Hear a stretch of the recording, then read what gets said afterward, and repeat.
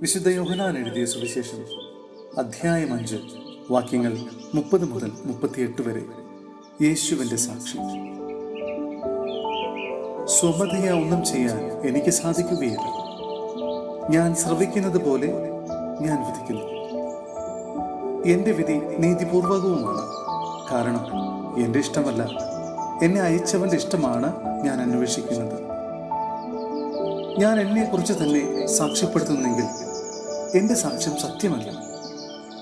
എന്നെക്കുറിച്ച് സാക്ഷ്യം നൽകുന്ന വേറൊരാളുണ്ട്. എന്നെക്കുറിച്ചുള്ള അവൻ്റെ സാക്ഷ്യം സത്യമാണെന്ന് എനിക്കറിയാം. നിങ്ങൾ യോഹന്നാന്റെ അടുത്തേക്ക് ആളയച്ചു. അവൻ സത്യത്തിന് സാക്ഷ്യം നൽകുകയും ചെയ്തു.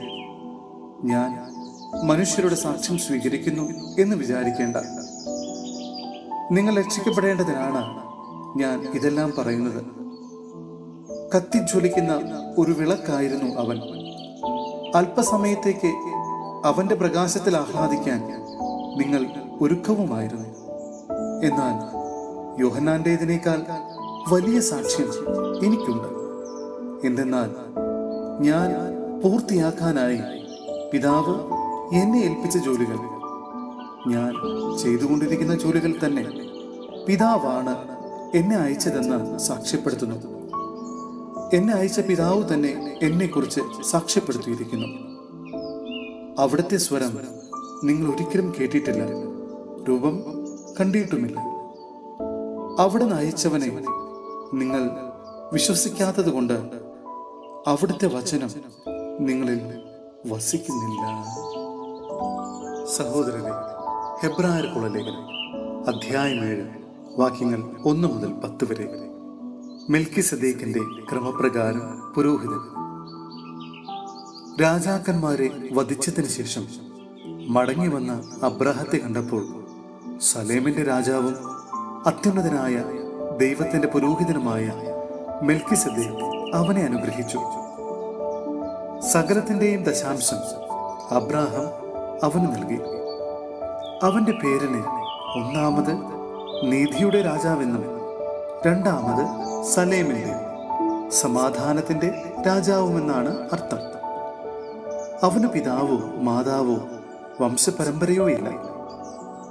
അവന്റെ ദിവസങ്ങൾക്ക് ആരംഭമോ ആയുസ്സിന് അവസാനമോ ഇല്ല. ദൈവപുത്രന്റെ സദൃശനായ അവൻ എന്നേക്കും പുരോഹിതനാണ്. അവൻ എത്ര വലിയവനെന്ന് കാണുവിൻ. പൂർവപിതാവായ അബ്രഹാം യുദ്ധത്തിൽ പിടിച്ചെടുത്തവയുടെ ദശാംശം അവന് കൊടുത്തുവല്ലോ. ലേവിയുടെ പുത്രന്മാരിൽ പൗരോഹിത്യം സ്വീകരിച്ചിരുന്നവർക്ക് തങ്ങളുടെ സഹോദരരും അബ്രാഹത്തിന്റെ മക്കളുമായിരുന്ന ജനങ്ങളിൽ നിന്ന് പോലും ദശാംശം വാങ്ങാൻ നിയമത്തിന്റെ അനുശാസനമുണ്ടായിരുന്നു.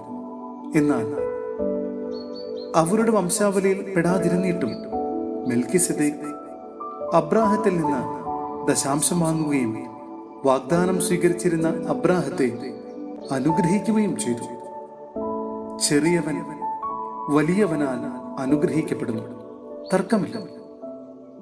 ലേവ്യ പുരോഹിതന്മാരുടെ കാര്യത്തിൽ മരണമുള്ള മനുഷ്യരാണ് ദശാംശം വാങ്ങുന്നത്. മെൽക്കിസദേക്കിന്റെ കാര്യത്തിലാകട്ടെ ജീവിച്ചിരിക്കുന്നുവെന്ന് സാക്ഷ്യമുള്ളവൻ വാങ്ങുന്നു. ദശാംശം വാങ്ങിയിരുന്ന ലേവി പോലും അബ്രാഹത്തിലൂടെ ദശാംശം കൊടുത്തു എന്ന് പറയാവുന്നതാണ്. എന്തെന്നാൽ മെൽക്കിസദേക്ക് അബ്രാഹത്തെ കണ്ടുമുട്ടുമ്പോൾ ലേവി അബ്രാഹത്തിന്റെ അജാത സന്താനമായിരുന്നു.